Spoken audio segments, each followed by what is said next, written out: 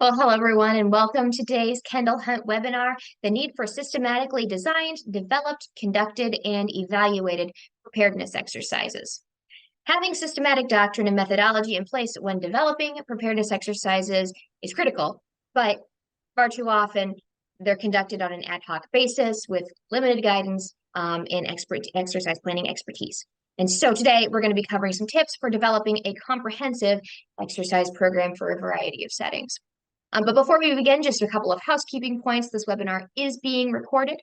You'll receive access to that in the coming days, as well as our presenters' contact information. We'll be taking questions throughout the webinar, but we'll be addressing them at the end. But don't let that dissuade you from entering them at any time. You are more than welcome to do so in either the chat or the Q&A, and then we'll address those at the end. Now to introduce you to today's speaker, Darren Price has over 34 years of government service experience, including nearly 20 years with the Ohio Emergency Management Agency as a regional operations supervisor, and prior to that, the agency's exercise program manager. Darren has served on a number of national level preparedness exercise committees, addressing topics such as the National Standard Exercise Curriculum and providing policy input into the Homeland Security Exercise and Evaluation Program. And without further ado, Darren, I will turn it over to you. Thank you so much for being with us today.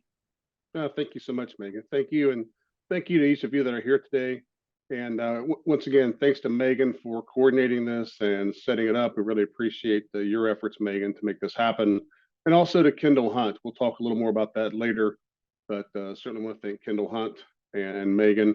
I'm sending regards on behalf of Thad Hicks. Dr. Hicks was supposed to join us today, but is unable to, so I'm sending regards on his behalf.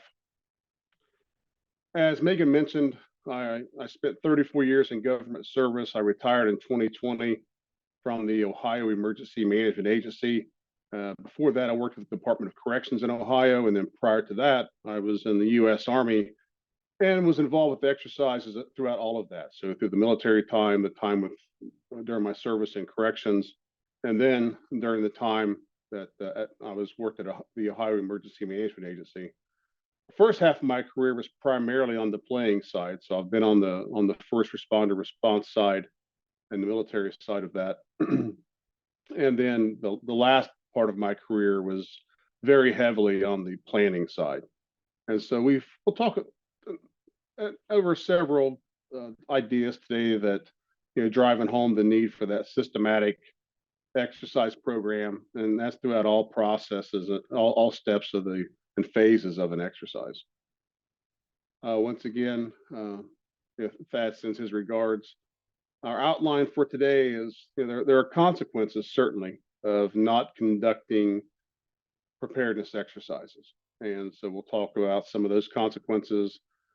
Some of the issues that may arise if we don't have an exercise process in place. That's both at the programmatic and at the individual exercise level.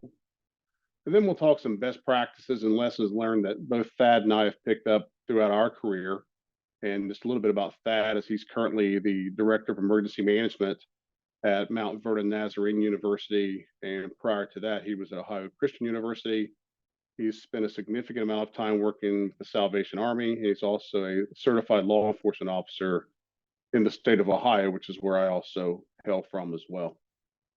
So we've picked up a lot of collective best practices, lessons learned of things that went well, things that maybe didn't go as well that we pass along, and we'll plan on sharing with you today. As Megan mentioned, if you do have any questions, feel free to drop those into the chat. We have a Q&A option there as well, and we can address those at the end of the webinar.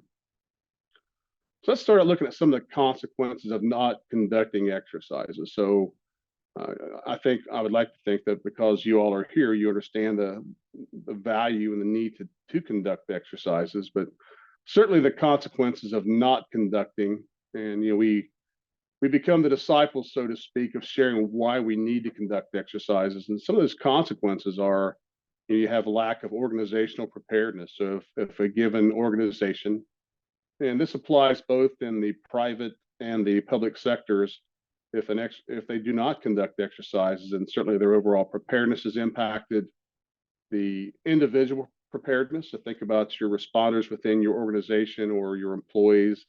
Obviously, not conducting exercises impacts their readiness and their preparedness.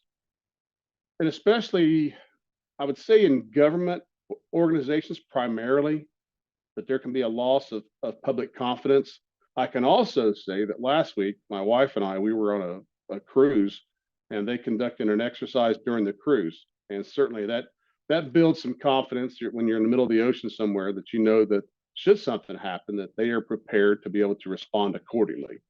So oftentimes we think about instilling public confidence in the government sector, but there are certainly instances in the private sector where it's important to instill confidence that the responders are prepared to respond accordingly. And we also see this with schools and universities. We're seeing a lot of exercising in areas that maybe traditionally we would not have seen. Let's go back 25 years ago. It'll soon be 23 years ago when I first transferred into emergency management, and there was just a handful of organizations that really exercised outside of government.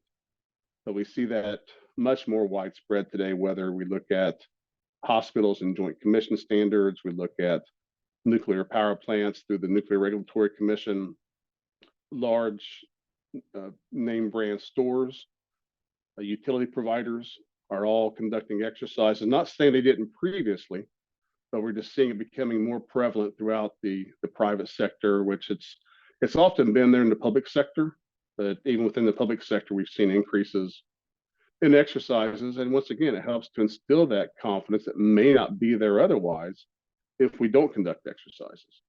And then certainly there's a compliance issue. So you look at various regulatory and statutory requirements. So the consequences of not conducting exercises can have some significant ramifications there as well if we're not meeting those regulatory and statutory requirements. Impacts to grant funding. So many grants, speaking out of, let's say, the Homeland Security arena, out of the public health arena, there are consequences if exercises are not conducted, and it can have impacts on grant funding. So that's a part of it as well. So the consequence there can have a financial impact. And then there's potential liability. So the mere fact of that we do not exercise, we are not preparing, and it's not just exercising, it's planning, it's training, and it's exercising. So if we're not taking those steps to increase preparedness, then there's certainly some potential liability there as well. And so then the consequences of not following a systematic exercise process, and this is through all 4 phases of an exercise. So we think about design and development, conduct, evaluation, and it's not listed here, but also improvement planning. Those are all the phases of an exercise where we need to have that system in place. But in addition to that is having a systematic exercise program. So you have the overarching program and then the individual exercises that comprise that program. So when we think about what the consequences may be of not having that systematic process in place, certainly it's a lack of continuity throughout the exercise phases. And I've seen exercises that there clearly was not a system in place, because as you would look at the design and development of the exercise, certain goals or objectives were established. But then when it came to the evaluation phase of the exercise, a different criteria was used to assess either the discussions or the performance that occurred during the exercise. And I would equate that if you don't have that system in place and you have varying objectives between the design and the evaluation phase of an exercise, I would equate that to teaching a class in English and giving the final exam in Latin, because they don't match up. And I've just seen far too many instances of when we think we know what we should exercise. And that's where I get into the difference between exercise needs and exercise wants. And part of that system is having a needs assessment, an exercise-based needs assessment, if you will. It allows us to exercise to identify what our exercise needs are, what we need to exercise versus what we want to exercise. What I found is without that system, you'll see the exercise designed are around what we want to exercise. And then we just try to pick the closest, maybe it's a core capability or the closest objective that kind of matches up with what we're looking to achieve. But once again, I've just seen far too many instances when that system is not in place, where you have that it becomes disjointed in the evaluation phase. So certainly a consequence of not following a systematic exercise process at the individual exercise level and at the programmatic level can certainly result in a lack of continuity there. Certainly, as I mentioned, it can have a negative impact on the evaluation process, and it can create some confusion. So I've seen exercises where we conduct a player briefing and we advise the players of the concept for the exercise, but then the objectives don't match accordingly. And so it can create some confusion, not only on the part of the players, but even the exercise staff, especially if it's staff that just came in day of the exercise, which is often the case with exercise evaluators. Many times we will bring those staff in the day of or the day before the exercise. And so once again, not having that system in place can create some confusion. It can also impact future participation and buy-in. If you're conducting an exercise and it just did not go well, there was no system in place, it was very confusing, disorganized, that can, and I've seen this happen as well, it can impact future participation, whereas some organizations may determine that, well, the last few exercises, they haven't been well planned, they haven't been well conducted, we didn't even receive an after action report, so why should I participate? So once again, the criticality of having that process in place through all phases, once again, from design and development through conduct evaluation and even improvement planning, is absolutely critical. And once again, there's a disconnect there. And something else I've seen when we don't have that system in place is we go through a series of exercises and try to look for commonalities or trends that may have occurred throughout those exercises. And when they're not part of a systematic process and program, it becomes very difficult to track those trends and identify what may be some of your overarching organizational issues. So some best practices and lessons learned for exercises, both at the individual and the programmatic level that we've seen. Really, it begins at the top. So it's critical to get that executive buy-in and support. Now, whether that's in name, as far as we will do this exercise, in many cases, it's financially as well. So having the financial resources, the personnel resources, and the organizational time to conduct an exercise is critical to get that buy-in from the top of the organization. So at the pinnacle, I would say that the important piece of this, you have to get buy-in early, which once again goes back to the previous slide of what happens if we don't have a systematic process in place. So by having a system in place, it can help get that buy-in, because you can show that we do have a roadmap, if you will, of how we are conducting exercises. We have goals, we have priorities, we have a methodology in place. And so that certainly helps with getting that buy-in from the executive level. And then certainly you need organizational and jurisdictional support from your partners. And once again, having that system in place goes a long way toward that, as well as relationships that are established in advance of an exercise.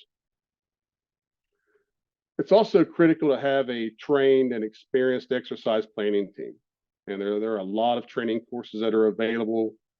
The Federal Emergency Management Agency offers a lot of training courses for exercises, both online and in person, whether at the Emergency Management Institute in Emmitsburg, Maryland, or through the State Emergency Management Agency. So there are a lot of exercise courses that are out there.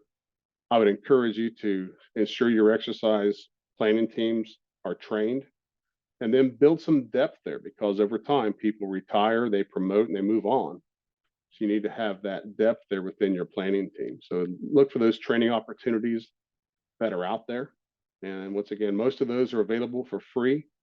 There are a lot of companies that may charge to conduct those courses. Just be aware that many of those courses are available at no cost through FEMA and your state emergency management agencies, as well as online.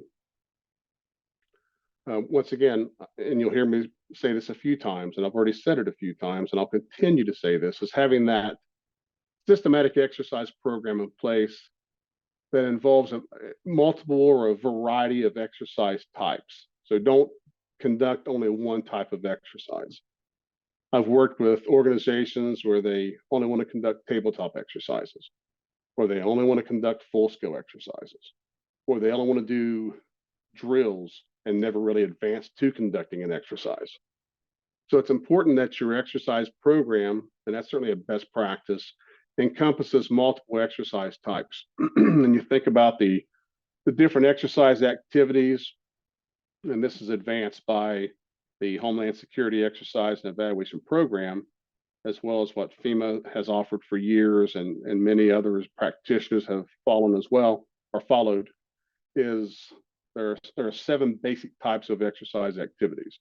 So you have seminars, workshops, tabletop exercises, games, and then drills, functional exercises, and full-scale exercises. So to help your program be as successful as possible, it's important to have all of those exercise activities because they all have their place within a jurisdiction's program. So we talked about the programmatic level of having that system in place, but also following some type of a design process. So I mentioned earlier the Homeland Security Exercise and Evaluation Program, which you may have heard called HCEP. So that's one program. FEMA also has had in place for years, and it's not as mainstream as maybe what it used to be. But FEMA rolled out the 8 steps of exercise design. So there are 8 exercise design steps that flow in a logical sequence. And if you follow those, it makes the design process much, much simpler. So regardless, have some process in place, whether it's HCEP as is, you take that and personalize HCEP to your jurisdiction, or you develop your own program, but have a process in place that also includes a structured exercise evaluation process. Now, some organizations have a standing list of objectives or priorities or capabilities from which they exercise, and they have pre-developed or pre-designed exercise evaluation guides that are used for that evaluation process. That's an excellent, and I would say a best practice and a lesson learned for exercising, because it allows you to track trends across multiple exercises. However, I would encourage you though to allow some modification to those exercise evaluation guides, because not every jurisdiction is the same. So if you had the basic outline of an exercise evaluation guide, and then be able to add to that for whatever those priorities may be within your organization, that's certainly a best practice, is to have that existing evaluation criteria, but then being able to manipulate that and develop that so it fits your particular jurisdiction. Also, many times we think of after action reports as only being for exercises. I would also encourage you to include or to complete an after action report for real world incidents that are, and I would say significant real world incidents, or if you have an EOC activation, complete an after action for that. And we should have, there should be an after action process for those real world incidents and for exercises as well. Another best practice is from a design perspective, and I've used this many times, especially for complex exercises, is use the incident command system to develop your exercise, and that allows you to delegate responsibilities. Now, there are the purists out there that would say that ICS, that incident command system, is strictly for operations and for boots on the ground type of activities in the first response community. But I have used it several times for planning exercises, and especially if you get into those exercises that are multi-day, multi-jurisdictional, multi-venue, it's absolutely critical to have that incident command system structure in place that allows you to delegate some of those responsibilities.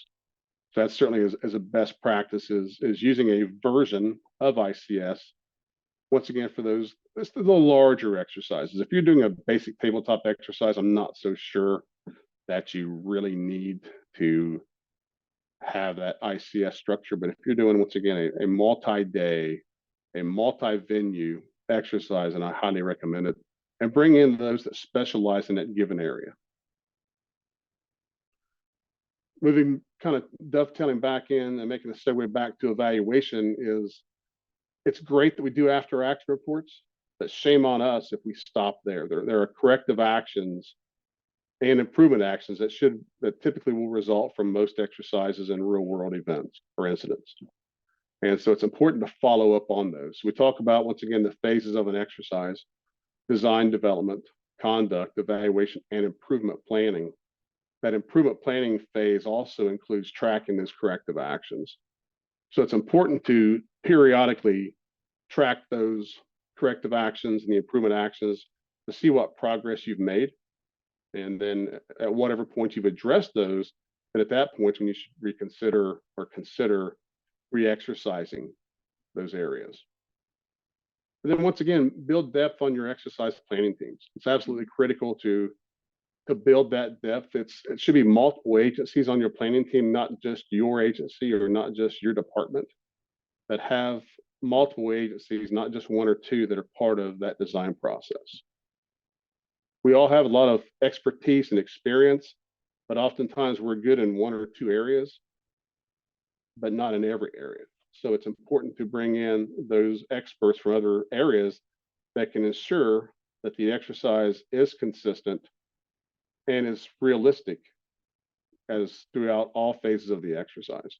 So those subject matter experts can assist with that as you develop the scenario to make sure that it is accurate, because oftentimes what we will see are the players fighting the scenario. But if you have multiple elements of the scenario that may not be correct or plausible, that just kind of feeds into that. So it's important to have that expertise on your planning team. So you're going to have staff turnover. It's going to happen. You're going to have staff that retire, promote, transfer. So it's important to build that depth there, but also to diversify that exercise planning teams. You have a lot of organizations there, a lot of expertise that can help you plan the exercises, plural. Hopefully it's more than one. So now we're going to talk about a textbook that Dr. Hicks and I put together. And it's Emergency and Disaster Exercises, a practitioner's guide to exercise design and development, conduct, evaluation, and improvement planning. And Thad and I, we began discussing this probably about 3 years ago. And we both have taught at a couple of universities together. We've taught exercises both at Ohio Christian University, at Mount Vernon. I also teach at Idaho State University. And it's always been a challenge to find an academic textbook that fits the niche of academia. And so we began discussing this a few years back and said, we really, there are textbooks out there, and nothing against those that are out there. I'm sure they're great, but we just found that the ones that we had reviewed were lacking in some areas. And so we took what we feel is a unique approach to this textbook. It's written for both academia and practitioners. So it's certainly written to be used in the classroom. And both Thad and I use this in our respective programs. And so it certainly has that academia element to it. But we also wanted to develop a textbook that could also be used by practitioners. And so you'll see that the book is broken out in multiple chapters that covers a lot of areas of exercising, and we wrote this intentionally not to regurgitate what's already out there. We did not want to take the Homeland Security Exercise and Evaluation Program and just regurgitate that, put it into a book, and that be the content. Nor do we want to take FEMA's exercise design course or their exercise evaluation course and just regurgitate that. We've taken elements, and we certainly reference those programs in our book, but we also, in each chapter, we present what we've seen from our experiences, what we've seen as far as best practices, lessons learned, things that went well, maybe things that didn't go as well, and how we mitigated that in future instances. But what we may have seen over time from jurisdictions and organizations, things that went really well and times maybe didn't go as well. And so when we first started this, once again, we looked at it for academia, but both of us having been on both sides of an exercise, both as players and planners, I said, we see a market here, an opportunity for practitioners that we can provide something to them that we would like to see this textbook also go be your work aid, your job aid as you go out to plan exercise. And it was written as such. So I won't dig too deep into that, but if you get into Appendix A of the textbook, there are a litany of job aids and worksheets that you can use to assist you with planning an exercise. And these are documents that we've either used, developed, or borrowed over our careers that we've found are worth their weight in gold as far as assisting with the exercise planning process. Most of these documents are not anything you will find on the HCEP website or any other support sites. These are things we've developed ourselves that we've used over time. And not only are these job aids and worksheets available in the textbook, they're also available from a support site for the textbook. You can download those electronically. And you'll have the digital version of those. So if you need to manipulate those job aids and worksheets, you can do so. So once again, we felt there was a gap. We looked at various textbooks that were out there. We just felt there was a gap that existed. And that's what led to our approach as far as why this textbook was written. And the value that we feel this textbook adds is, once again, it's looking at best practices, lessons learned. Thad and I both have a response background. He's worked in the Salvation Army. I've worked in emergency management. We have that experience, both planning and playing in exercises. So we feel that by gathering those, what we've obtained and developed over the course of a career, we felt that the value there is just being able to offer something that is not currently in existence. It's just simply not out there. And something else that makes this textbook unique is Thad and I are both master exercise practitioners that went through that process, this program that FEMA has in place. And Thad and I are both master exercise practitioners. So it's the first book written by master exercise practitioners that we're aware of anyway, for practitioners. And so we felt that adds value as well, because the mere fact that we are master exercise practitioners, we can lend that to the textbook as well. And that's also what we believe separates this textbook from others, is the fact that, once again, it's written by practitioners for practitioners, and we both have that experience on the playing and the planning side of that. We bring decades of experience, and you'll see that reflected in the textbook. And then once again, the job aids and the worksheets that are in Appendix A, and having those available digitally, and you'll see everything there from checklists to sample master scenario event lists. You'll see sample weapons policies. You will see different planning documents and logs in there that can be used. But once again, they're there digitally. So if you need to modify those, then feel free to do so. And by purchasing the textbook, you're entitled to that. You'll have access to those job aids and worksheets.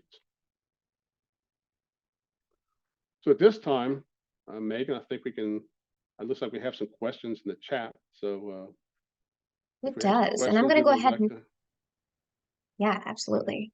I'm going to go ahead and read that out loud just for the benefit of the group. One question we have says, regarding AAR and IP process, it's been my experience that in both expertise, exercise, and real-world events, the agencies involved in their leadership are somewhat reluctant to honestly self-assess and conduct meaningful process or progress toward improvement. The DOJ Uvalde school shooting came out today. I'm interested in seeing what improvements they will actually embrace. Have you, in your experience, found this as an area of concern? And if so, what strategies have you worked for or have worked for you? First, that's a great question. And the short answer, and I'll expand on this, absolutely. And it gets back to what I mentioned earlier, is getting the buy-in at the top of the organization. Is hopefully, now sometimes we can't control this, but hopefully within the organization, there's a buy-in where they're willing to accept the results of the exercise. And the reason we exercise is to identify those gaps and areas where we can make improvements, and also to build upon our strengths. So it's important to build upon our strengths, to recognize those areas where we may need improvements.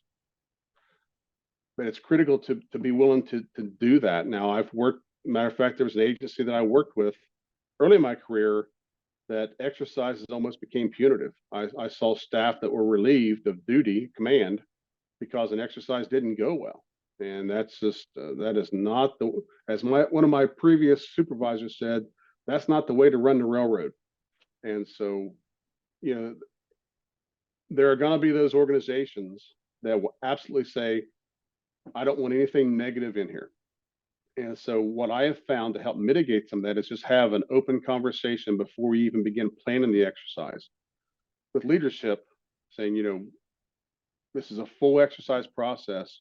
We need to engage in an evaluation. And then, as we go through the evaluation process, take an objective, honest assessment of where we are from a preparedness perspective. And, I've had great success with that by addressing this up front.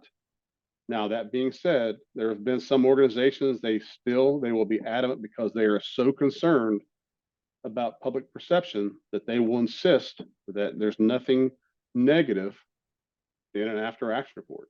I think it's short-sighted, but the best thing we can do is try to educate. So we educate that on the front end.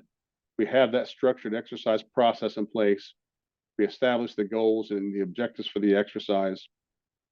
We look at our policies, plans, and procedures, make sure that the evaluation, those exercise evaluation guides will encompass those elements of the plans that we're exercising. But once again, I think the key is just upfront, talking with senior leadership, getting their buy-in. If we get pushback, then just reinforce the reasons of exercising. But at the end of the day, while I've been very successful, not me, it's countless others that I've worked with as well, while we collectively have been successful in being able to move forward with those objective, realistic after action reports, there are still those instances where an organization will simply stress, we are not putting anything negative in an after action report. Now, conversely, I've worked with other organizations, they don't want anything positive. They only want to see the bad. They don't want to see the good. And I think that's equally short-sighted. So I think the best thing we can do, and I always like to start out on a positive note. So in every after action report that I've been involved with, we'll start out with the strengths, identifying the things we do well, so we can build upon those. And then from there, we look at areas for improvement, whether it's a corrective action, or maybe we just need to improve something. Maybe it doesn't really need corrected, but we can make some improvements there. So I hope that answers your question. The key, I think, is education and just reinforcing the benefit of that objective evaluation. Excellent. Kind of a follow-up question to that. Are there any common barriers to buy-in that you've generally found or that you've seen as trends? Some of the barriers, I think, sometimes it's stereotypical. They just have oftentimes exercises may have a negative connotation. I think reinforcing that there are benefits to exercising and stressing why we exercise, the benefits of that. And so I've seen that can be issues with buy-in. Now, certainly budgets have an impact. So there have been times it's hard to get buy-in because money's tight. We have a tight budget. We're short-staffed. And that's probably the one area that I've often seen is we simply do not have the staff to exercise. So then at that point, we need to begin to look at how else can we do an exercise. So maybe instead of conducting a large full-scale exercise, we'll do a series of drills, allows us to incrementally exercise an organization. But oftentimes what I've seen, it's when you do have a lack of buy-in, it can be a lack of education, or there's just some assumptions there that may not be valid. There can be financial impacts, or it can be a staffing and a budget issue. So those are kind of some of the bigger barriers that I've seen. Timing can be an issue as well. I've seen where let's pick any given community and they pick a time of year to conduct an exercise, and that may be the worst time of the year. for conducting an exercise, because there are other requirements that the agencies may be involved with. Certainly summertime can be challenging with vacations. End of year can be challenging because of budgets. Conversely, early in a budget year can be challenging because budgets are just getting established or money is just being received. So certainly there are a multitude of issues that can impact buy-in. But once again, I think by having a systematic exercise program in place, and you may hear a term called, it's an integrated preparedness plan that comes out of an integrated preparedness planning workshop. It's a multi-year plan. Previously, we called this a multi-year training and exercise plan. But having a 2, 3, 4, 5-year map of what you're looking to do from an exercise perspective can help break down some of those barriers. So when I was with the state of Ohio, we maintained a 3-year exercise schedule. So we knew what we were doing this year, next year, and then we kind of projected out that 3rd year of what we would like to do if the stars, the planets, and the moons all aligned. And so having that helps with budgeting, because I can sell that. If I get the buy-in, we develop this multi-year plan.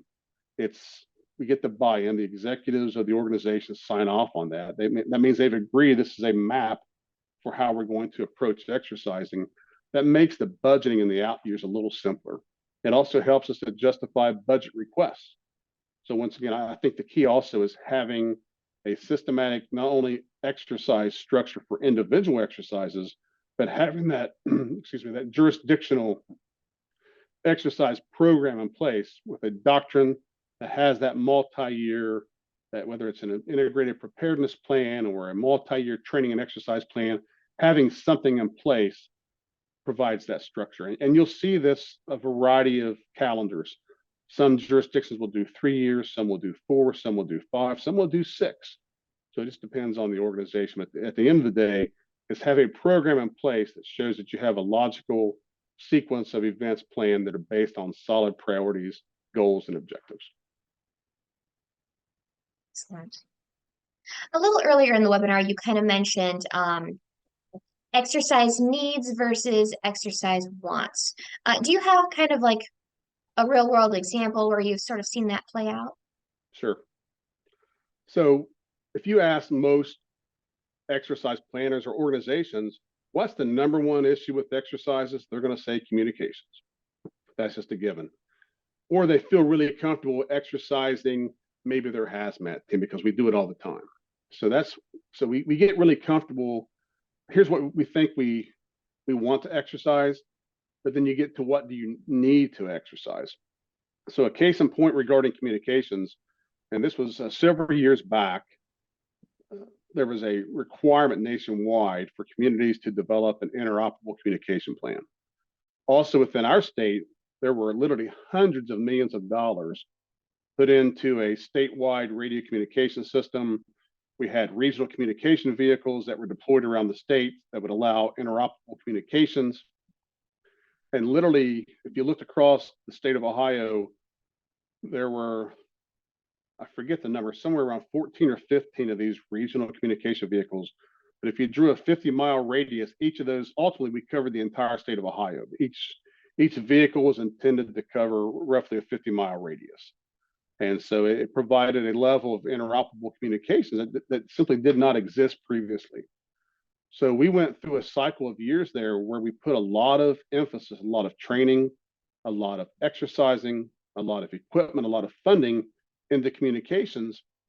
And we would do an annual assessment to help us determine what our exercise needs are.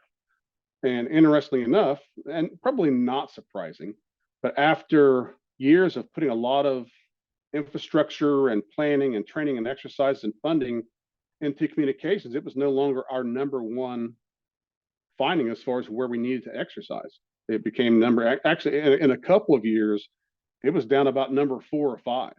And so if I would have went into an exercise planning meeting, the first question, what do we need to exercise, or what do you want to exercise? It's communications. Well, as we went back and did the analysis, that really wouldn't have supported that. Now, that doesn't mean we didn't exercise communications, because we certainly did, but it wasn't necessarily our emphasis of evaluation. So once again, going through this exercise needs assessment And you'll see this, it's mentioned in our textbook. There's an exercise needs assessment. It's a multi-step process that allows you to look at your policies, your plans, your procedures, after action reports, and a litany of other items to help you narrow down where do you need to exercise. Because once again, if I go into an exercise meeting tomorrow, it's probably going to be the things we want to exercise. We want to do incident command, or maybe not. Maybe we don't want to do incident command. So we need to identify that. But whatever we're comfortable doing and doing well, that's what we want to exercise. Whereas by conducting an exercise-based needs assessment, it helps us to get to what we need to exercise. Excellent. And I believe also earlier, this is a bit of an aside, I believe earlier you mentioned that there are instructor resources that come with your textbook. There are. So in addition, and also the textbook's available either hard copy, you can also get an e-copy as well that's available through Kindle Hunt and some other sources. But you'll see the textbook, and then in support of that, there's the support site that has all the job aids and worksheets I referenced from Appendix A. Also, for those of you that may be looking to adopt the textbook for use in the classroom, or maybe you want to teach one of the chapters, we have PowerPoint presentations that have been developed for each of the chapters that are available for download as well. Wonderful. All right, do we have any additional questions today? I think that wraps it up. Well, thanks again, everyone, so much for your time today. We had a wonderful time talking about exercise preparedness and just making sure that that is an area that, like Darren was saying, we're exercising where we need to be, not just where we want to be, and what that looks like and how to conduct it with quality.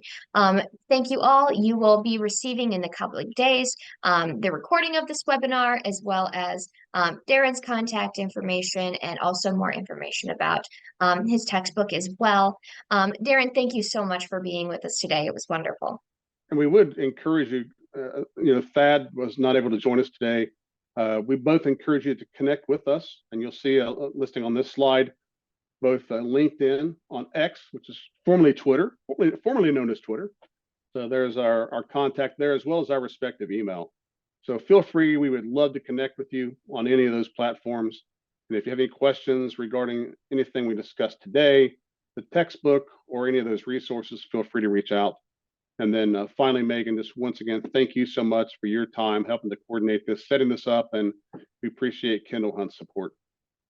Yeah, it's absolutely our pleasure. We're happy to have you guys, and we're excited to connect with you guys afterwards as well. So thank you again, everyone. Thank you, Darren. Hope everyone has a wonderful day.